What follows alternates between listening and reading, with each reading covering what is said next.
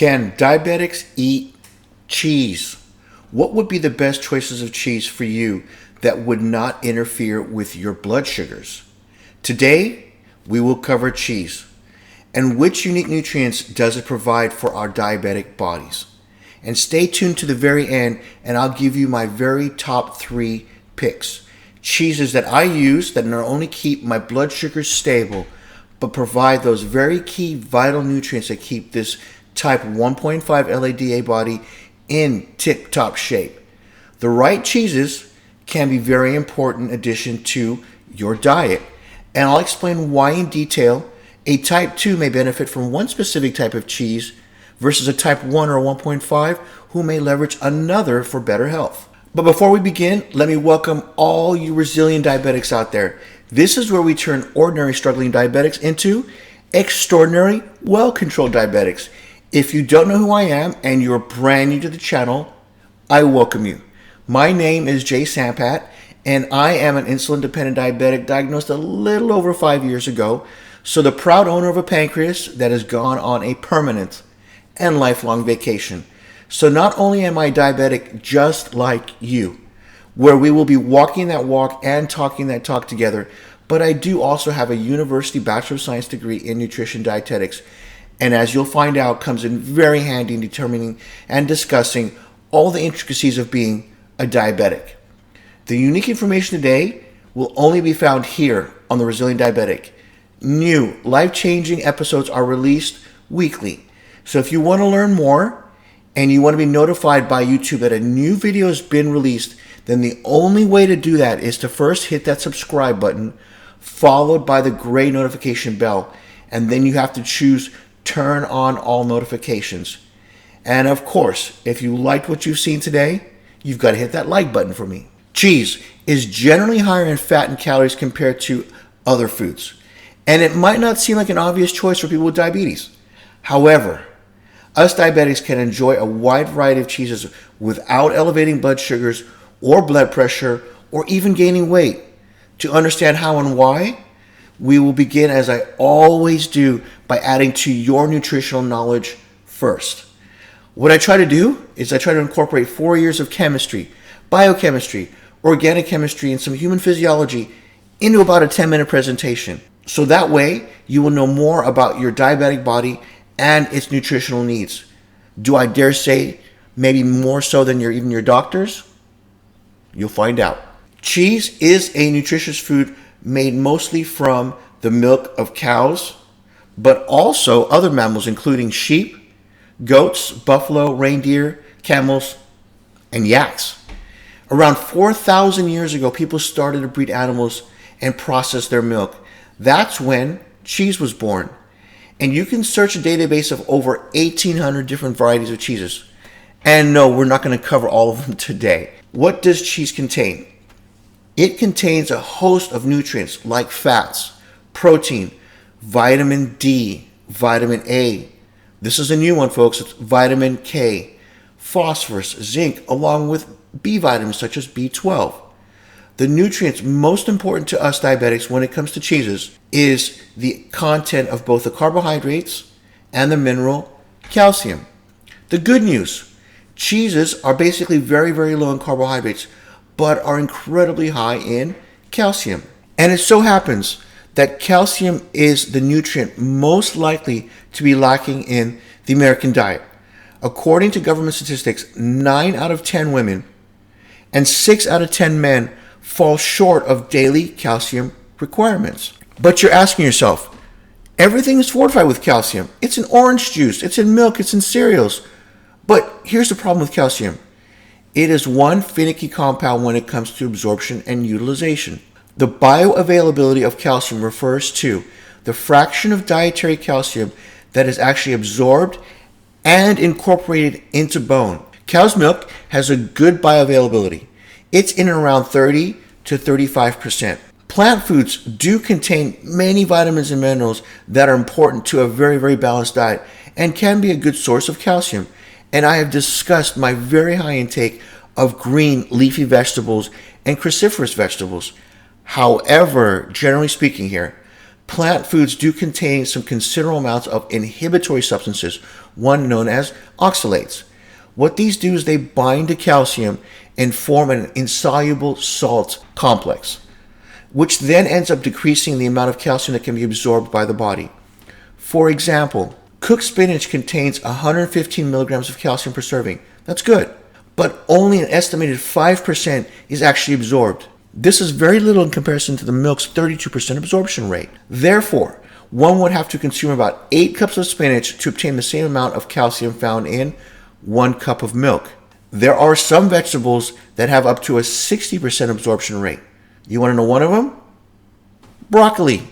However, for the most part, the high bioavailability of calcium from some vegetables cannot overcome the low calcium content. The second part of the equation of calcium is its relationship to vitamin D. Specifically, without vitamin D, your body can only absorb around 10 to 15% of dietary calcium. So even if calcium is present, the body can't use it. When vitamin D is concurrently present, the absorption of calcium is then increased to around 30 to 40%. Notice I mentioned vitamin K2. One of its very important functions is to regulate calcium deposition. In other words, it promotes the calcification of bones and prevents the calcifications or the clotting of blood vessels and or kidneys. So what it does, it's responsible for moving that calcium from the blood vessels into bone instead of it narrowing the arteries. So why is calcium so important to us diabetics? Calcium is the most abundant mineral in our body. Calcium is required for vascular contraction, vasodilation, muscle functions, nerve transmissions, intracellular signaling, and even hormonal secretion. Though less than 1% of total body calcium is needed to support all these critical metabolic functions, the amounts of calcium in the blood remains extremely tightly regulated, and it does not fluctuate with changes in dietary intakes. The body will use bone tissue as both a reservoir and a source of calcium to maintain that constant concentration of calcium in the blood. The remaining 99% of the body's calcium supply is stored where?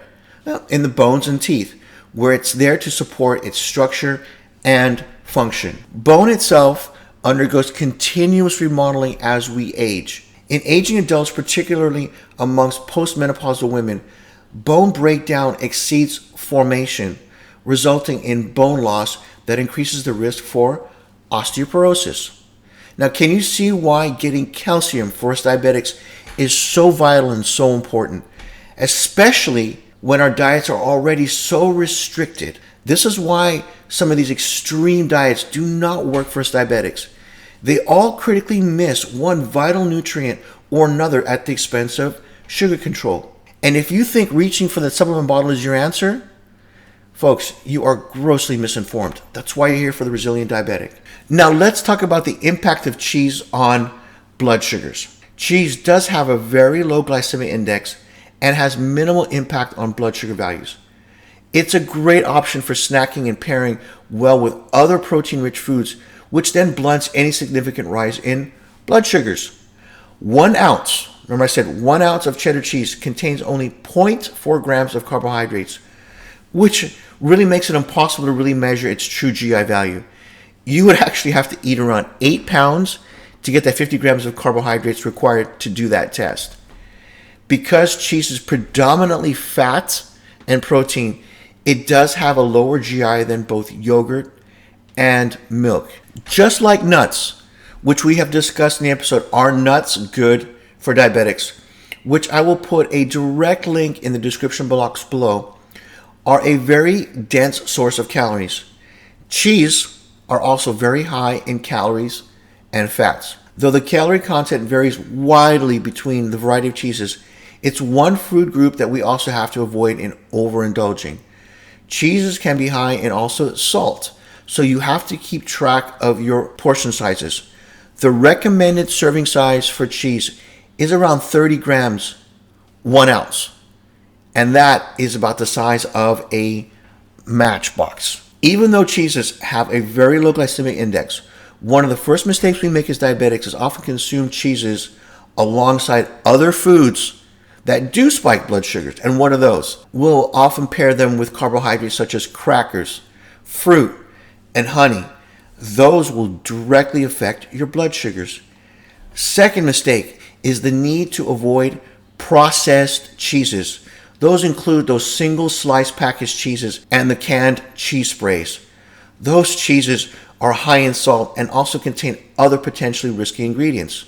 Bottom line, stay away from those. Cheeses are also generally very high in protein, which also greatly help balance out sugar spikes that occur during eating carbohydrate-rich foods alone. The protein content along with the fats help people feel fuller and longer, thus reducing cravings for really unhealthy foods. The amount of protein will vary depending on the type of cheese. For example, 1 ounce of Parmesan will contain 10 grams of protein, while cheddar cheese contains 7. Cottage cheese has around 3 grams per 1 ounce. If one is dealing with elevated blood pressure issues, then you must take into account the sodium content. Some cheeses are higher in sodium than others. For example, feta has around 316 milligrams of sodium per 1 ounce, whereas mozzarella has 4 milligrams of sodium per ounce. Always check and read those labels. Now, to my best list in no particular order. First one, cottage cheese. Half a cup contains around 108 calories, 13 grams of protein, 3 grams of carbs, and around 5 grams of fat. Interestingly, for those of you who are type 2, eating cottage cheese may help manage your blood sugars a bit better. There was a small study of men who ate 25 grams of cottage cheese along with additional 50 grams of sugar together. They had a 38% lower blood sugar levels after compared to those who just consumed sugar alone. So it just proved the point. The fats and the proteins do help delay the rate of sugar absorption into the body. And here's where I'll personalize this for you.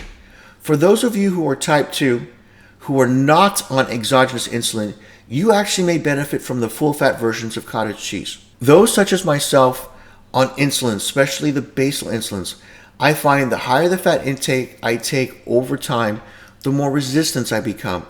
That is why for the most part I recommend the lower fat version. It will only have 1 or 2 grams of fat. I do not recommend the non-fat versions because they will have sugars added into there. Remember, I've mentioned this before. As the manufacturers lower the fat content of foods, they have to add sugars back into the processing.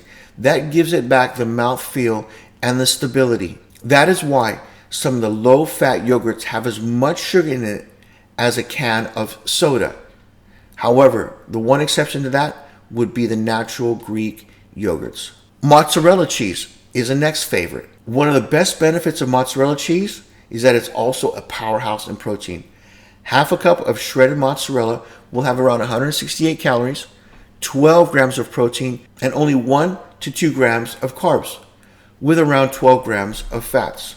Lastly, feta. It contains a bit more calcium and B vitamins than the other cheeses like mozzarella, ricotta, cottage cheese, or even goat cheese.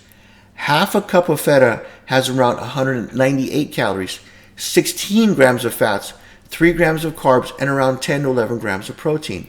The other difference is feta cheese is traditionally made from sheep's milk. That is why, if you've noticed, it's got a much higher fat content. Also, for many of you, it could be easier to digest with less of an allergenic or inflammatory response than cow's milk cheeses. It's another option for those of you who may be sensitive to dairy products. It's also important to remember that feta cheese does have a higher sodium content than its cohorts.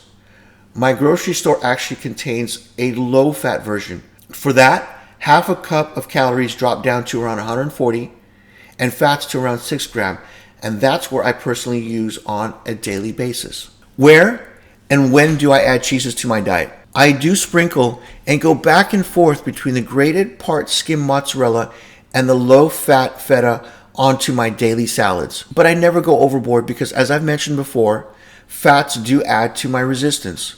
So they are tightly controlled. And what again is resistance?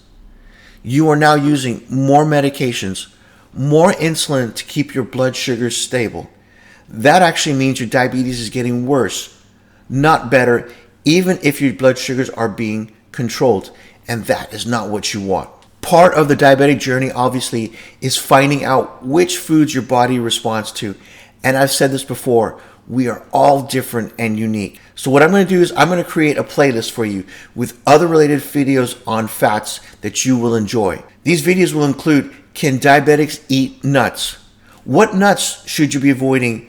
And what are the deceptions on those nutritional labels that the nut industry does not want you to know? What about fats in particular? In the episode, can diabetics eat fats? Are there fats that directly cause severe resistance and inflammation to our diabetic bodies? If you're on a desktop or laptop, use that mouse to click that box. If you're on your mobile device, tap that with your fingers. So, have a great and productive day, and we'll see you soon with another episode, which I've said are always released weekly. Bye for now.